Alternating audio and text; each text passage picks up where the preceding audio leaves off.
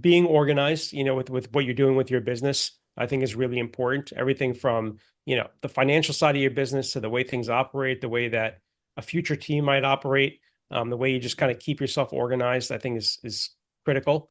The other thing that kind of ties into that is don't be afraid to experiment, but also be mindful that you have to track what you're doing experiments on. So, don't just go and say, okay, I'm going to spend $2,000 a month on marketing without evaluating every couple of months how that's working. Don't make assumptions that somebody you're hiring that says they're the expert is actually the expert, right? I mean, so you have to pay attention to things. And I think that's a thing that a lot of even bigger businesses make. They just assume things, they make too much assumptions about their business, about things.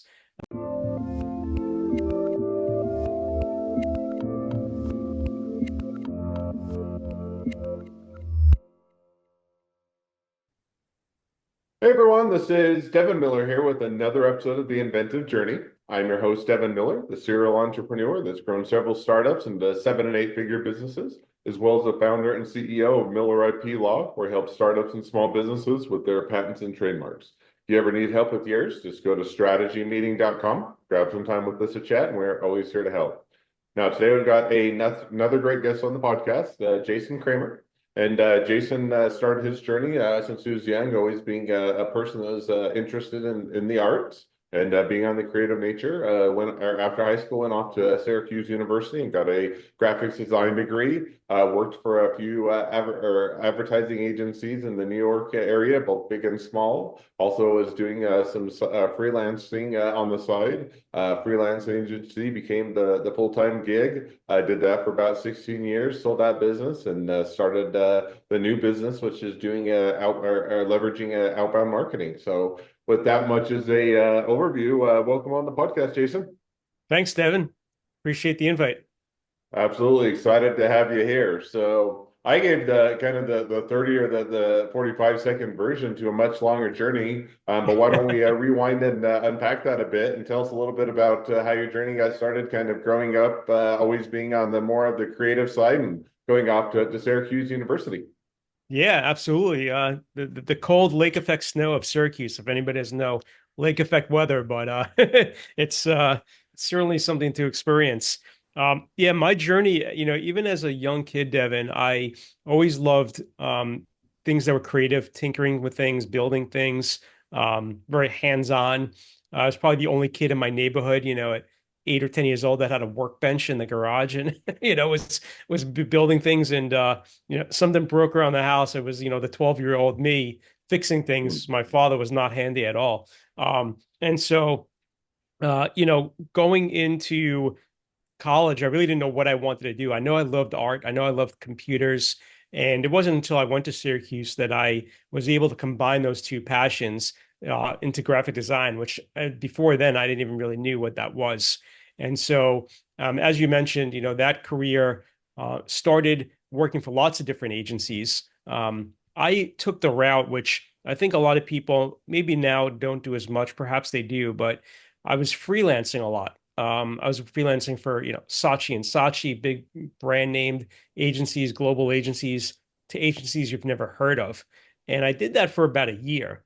And the reason I did that is because I'm so hands-on, I really wanted to find a home in an agency where I wasn't just a guy in the back room, designing things. I wanted to be talking to clients. I wanted to be going to press checks. I wanted to be involved from start to finish of the whole creative journey, because that's what I found exciting. And so one of the agencies I was freelancing for, they were doing a lot of work for Johnny Walker, Virgin Atlantic Airways, some cool brands. They offered me a full-time job, So which I thought now was pretty cool. yeah, Yes. one question just to fill that out. So where you do, it sounds like, and putting words in your mouth, but definitely correct them where they're wrong. That you started out working at a full-time gig for an agency and doing freelancing on the side before shifting over to doing freelancing full-time, or maybe just help us fill Sure. that It in a was bit. actually like the reverse. So what I did is I found which I didn't even know existed, quite honestly, but I found an agent when I graduated Syracuse that was placing me in different agencies. So while I was technically, I guess you'd say, a freelancer, I was going in, working, whether it be a few days, a few months at any different, different gigs. So I started that freelance journey, if you want to call it that. Then I got a full-time job at one of those agencies for a couple of years working as a senior designer. And while doing that, towards the end of it, because I sort of, had some time on my hands, every once in a while, I would be freelancing, right? For people that were completely unrelated. A friend of a friend was doing something, they needed a logo design or whatever it was. And so at the end of that full-time journey, it was kind of, in a way, a time-based event that led me to leave the agency. When I left the agency, September 11th had just hit, maybe about 6 months prior, maybe even a year. And because we had so many travel clients at the agency, as you can imagine, budgets got drastically dropped. So instead of, and they were used to working with, agent clients that had, $1 million a month plus budgets. So we went from a team of like 75 people at the agency down to me, the two owners, and like eight other people. And so I saw the writing on the wall. I saw that the two owners had different directions for where they wanted to take the agency and salvage what was left. And quite frankly, I didn't really want to be there for that ride. And so because I was already freelancing on the side, and because I was living in Brooklyn with two other guys, from college, overhead was low. I wasn't married at the time, didn't have kids at the time. I said, well, can I turn this freelance sort of hustle into a full-time gig? And so, as you know the term, and I'm sure audience members do, I didn't coin it. I became a skillpreneur. I took the skill I had, and like you with your, accounting business and other businesses, perhaps I turned that skill into a job. Now, I didn't know anything about sales. I didn't know anything about profit margin. I didn't know anything about running a business. But what I did know is I had a passion, and I learned on the job, if you will. Um, and what's interesting about that journey was, it's different today. Today, you have all these resources of Google and AI and all these different things, and it's just the information is a lot more accessible. I started this first company in 2002, just to give perspective. So that was quite a while ago. Um, I didn't know there were things like business advisors out there, sales trainers, right? All these different resources that I can tap into and hire to help me fast track the growth of the business. So for a few years, I just bootstrapped everything, tried trial and error, right? You know how it is, Devin. I learned from mistakes, right? And I slowly grew that business. And because I had so many contacts in the agency world, I was able to run what I would call a boutique agency. So back then, you didn't really have virtual companies like you have today, at least not that many. Um, Everybody that worked for me was all freelancers as well. So I was able to be super competitive in my pricing and also turn things around rather quickly. And so what I found is I started working with a lot of local based and regional based service based businesses that either couldn't afford an agency or were tired of hiring a lot of different freelancers. They didn't want to hire a copywriter and then a web developer and a designer and manage all those people. So I became like the project manager, the GC, if you will, for these projects, and really grew that business, to a nice point. And the quite frankly, the only reason I sold that business, which I'll kind of come back a little bit, is because I was looking for a change. And so at the tail end of this business, after 16 years, I started doing a lot of email marketing, which led me into uncovering the world of marketing automation, which I hadn't heard of before. I didn't know anything about. Go ahead. So now, but before we get, and definitely we'll get into that, and interested to hear kind of that transition. But you mentioned you were looking for a change. Was that, hey, I'm bored with the work I've been doing for a number of years, and I want to, break out of the monotony, or I have an itch to try something new, or hey, this isn't accomplishing my retirement goals, or I think the timing is right to sell the business, or kind of when you said you were, bored and looking for a change. Kind of how Yeah. did you come to that realization and kind of what was that? So it was a couple of factors. So one, yes, I was kind of again looking for something to excite me. I mean, I have been building, at that point, websites and designing logos for almost 20 years, including like the work I'd done, at the agencies, and so I was looking for a change, but also beyond that, I saw and noticed, and even talking with our clients and other companies, and even today this happens, Devin, and this is why I started this new business. So many people were spending money on marketing. They were going to trade shows, they were doing things online, they were joining BNI and other networking groups, whatever they were doing to get their name out there, to get exposure, and to try to bring in new leads. What they weren't doing was properly managing all those leads and connecting all of that activity to generate the lead into the sales activities. And what I'm really talking about is they didn't have a CRM. They didn't have it even maybe back then, even a spreadsheet to kind of keep everything organized.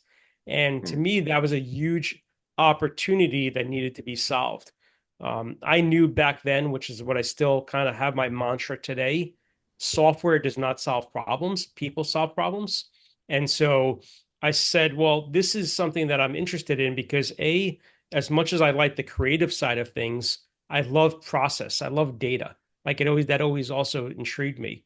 And I said, well, I can really combine now everything I've learned as a business owner, and I have enough wherewithal to understand the relevancy of marketing and what the impact of that is and what the financial strain can be and the frustration can be when it doesn't go right, right? Or you're not seeing results. And so for those reasons, plus there was a lot of change. The third factor in the industry was change.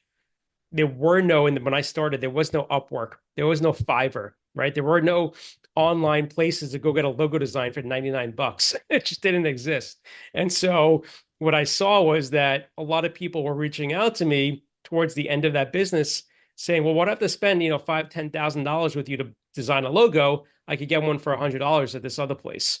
And so I realized that was like to me like the pivotal moment where I said, okay, you know what?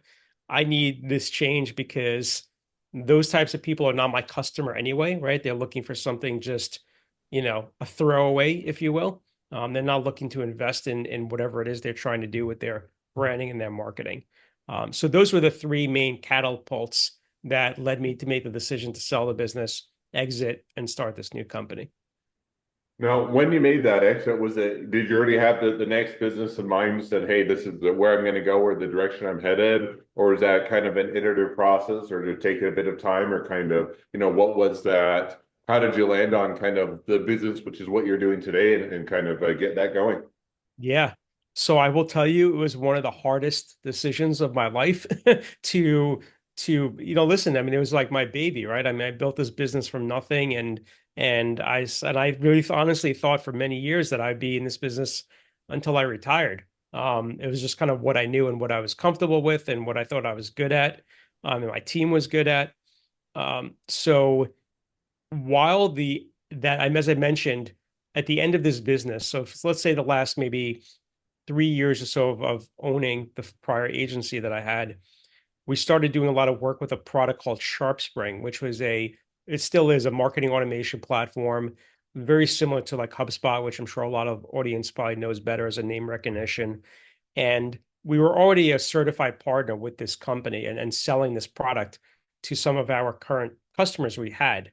So my decision was to really double down and kind of go all in, being the predominant certified global partner for this company. At that point, the company had only probably been around for, I want to say, maybe about 5 years, give or take. They later led to become a publicly traded company, and 3 years ago sold to Constant Contact for almost $300 million. So, I knew from the beginning it was a good company to partner up with. And so, to answer your question, yes, I did have a path and a direction. It's pivoted a little bit since then, because the CRM industry has sort of slightly changed. Well, not slightly, has changed a lot, in my mind, since then. But yes, I did have a plan, and my plan was to be um, the CRM consultant, unlike any other CRM consultant. And so I started building a team with my marketing experience, with my technology experience, and our differentiator was going to be that we were going to be more hands-on than most, and not only helping with strategy and helping you find the right technology, but be us doing the work, us rolling up our sleeves, training your team, being with you ongoing indefinitely as your in-house CRM partner, if you will. No, that sounds like it was a great journey. So now what or how long ago did you start that, or how long have you been doing the current business? So it's been 6 years with this new business. Um, and so I will tell you that, the change for me, I've always been focused on what is the right product for the right, for the client, for their needs. I'm never of a mindset, I'm going to sell you something you don't need because it's just not the way I live my life. And I don't want to be treated like that on the consumer side. And so while we do a lot of work and had been doing a lot of work with this product, SharpSpring, which is now bought by Constant Contact, because they have their own CRM system now. We do a lot of work with HubSpot. We've done a lot of integration with, more enterprise level platforms like a Salesforce or a NetSuite. And where my company is today is certainly different in terms of our capabilities than it was 5, 6 years ago. But the core principle is still the same. We're still doing the same thing. We're just doing it at a little bit of a larger scale, with more, for when it's warranted and needed, I would say more intricate, complex solutions, right? So what we're finding today compared to 5 years ago we had, businesses that were, I would say, $1 to $5 million in revenue that we were working with. Now we're working with companies, 3 to 100 million or higher, right? I mean, we have some clients that are billion-dollar businesses, although those are those are not like our typical for sure. But as you get these bigger businesses, they have more complex problems. And so, that's where we've really elevated to be able to help understand how to solve those problems with a clear, accurate approach, but also something that we could actually manage and implement for them.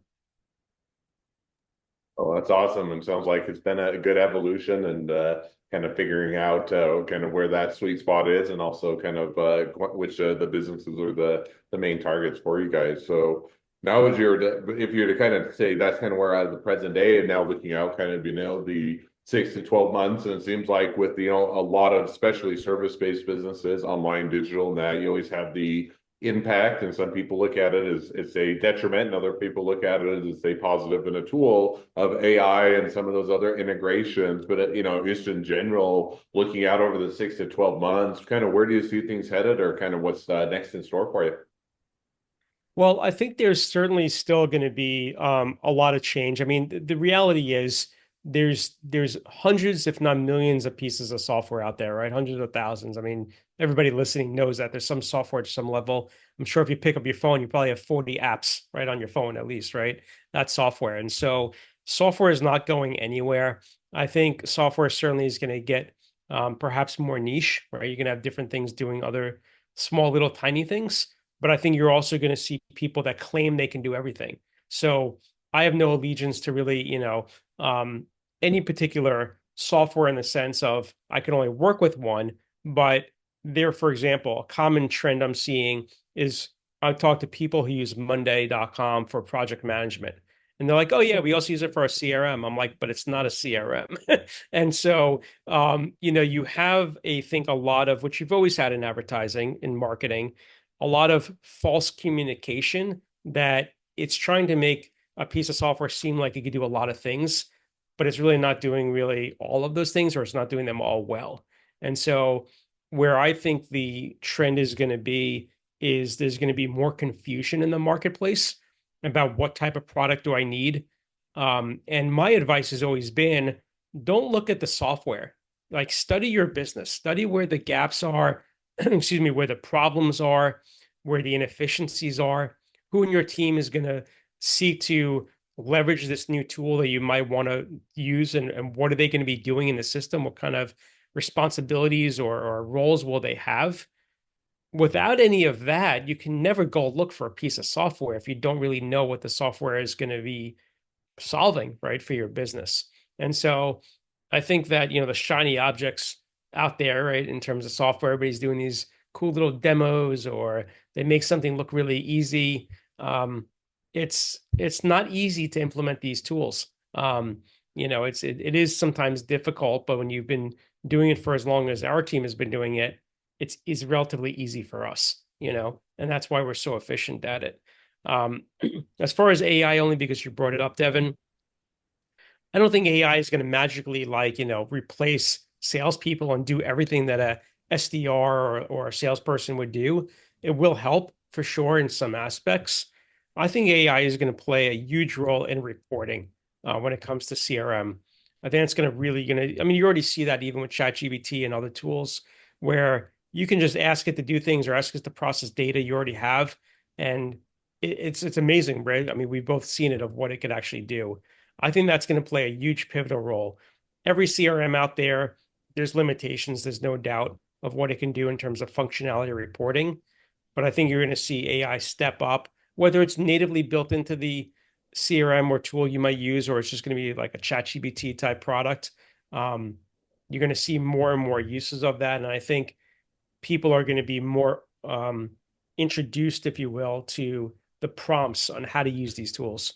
I think a lot of people heard about ChatGPT, they go in there, they play around with it, but they don't really know how to use it or really know what it's really capable of. So they're not really asking it to do the right things. I think that will change in the next, couple of years for sure. Cool. Well, it sounds like a good road ahead of you. A lot of good opportunities, as well as it'll be interesting to see how things continue to evolve. So, well, now as we've reached the present day of the journey, and even looking a bit to where things are headed, great time to transition to the two questions I always like to ask towards the end of each episode. So we'll dive to the or jump to those now.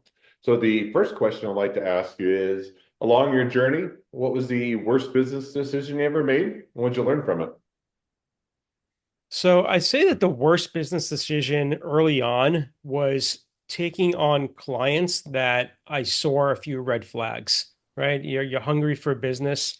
And you're like, okay, well, despite what I might be concerned about, we'll be able to work through that.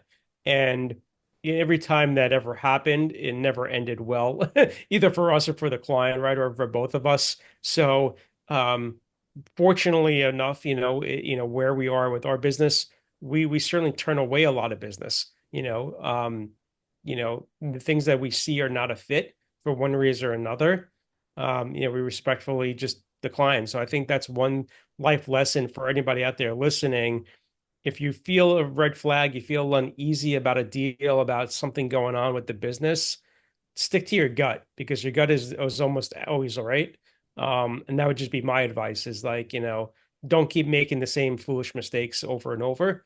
Learn from those mistakes and correct them. No, and I think that's great. And it's an easier one, I think, as you get further into the business, more established, and kind of have that ability. It's always nice to, I always say fire clients or, never hire them in the first place, so to speak. Right. But, that one's always where if it's a client that's not a good match, or it's the one where you always hate getting the phone call, or even before you hire them, it's just, hey, here's a whole bunch of red flags of things that make me nervous or otherwise have not worked out well. It's a nice to be in that position to do that. And when you're getting going, you're a lot of times hungry for anything that comes in the door just so you can keep the bill or the lights on and pay the bills. And so it's always easy to make those mistakes early on, especially, and yet great ones to learn from. Hmm. Second question now that I'd like to ask you is, so now if you're talking to somebody that's just getting into a startup or a small business, what would be the one rule of thumb that you'd recommend? Well, I think there's a few things. I mean, you said one, but I'll kind of frame this into sort of like a sort of theme, if you will. Um, Being organized, with what you're doing with your business, I think is really important. Everything from, the financial side of your business to the way things operate, the way that a future team might operate, the way you just kind of keep yourself organized, I think is critical.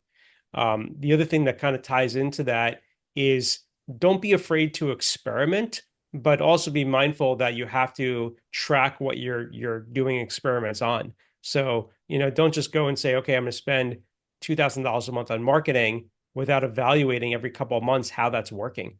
Don't make assumptions that somebody you're hiring that says they're the expert is actually the expert, right? I mean, so you have to pay attention to things. And I think that's a thing that a lot of even bigger businesses make. They just assume things, they make too much assumptions about their business, about things. I always say, look under the hood, look at the details, and make sure you have an accurate picture of what's actually going on. No, I think that definitely makes sense and is a great piece of advice. Well, perfect. Well, now as we do wrap up towards the end of the episode, if people want to reach out to you, they want to be a customer, they want to be a client, they want to be an employee, they want to be an investor, they want to be your next best friend, any or all of the above, what's the best way to reach out to you, contact you, find out more? Sure. So the simple way to get in touch with me is to go to afterthelead.com. That's afterthelead.com. All of my social is on there. You could find me on, all the platforms, but there's direct links. You could find my Spotify channel on there where I talk about all these other, topics as well that we dove into a little bit here. Um, and there's also some really great downloads, Devin, on there too. So that we talked about today. I have a lot of guides on there about finding the right CRM, about how to nurture your leads through the touch points we had. This is an abundance of great resources at afterthelead.com. Awesome. Well, I definitely encourage people to reach out, expand their network, make a new connection, or if nothing else, make a new best friend. So, with that, thank you again, Jason, for coming on the podcast. It's been fun. It's been a pleasure. Now, for all of you that are listeners are out there, if you have your own journey to share and you'd like to be a guest on the podcast, we'd love to have you. So, just go to inventiveunicorn.com, apply to be on the show. Couple more things as listeners, make sure to click share, subscribe, leave us a review, helps us to reach even more startups and small businesses to help them along their journey to success. And along that note, if along your journey you ever need help with patents or trademarks or anything else with your startup or your small business, just go to strategymeeting.com, grab some time with us to chat, and we're always here to help. Well, thank you again, Jason, for coming on the podcast, and wish the next leg of your journey even better than the last. Thanks, Devin.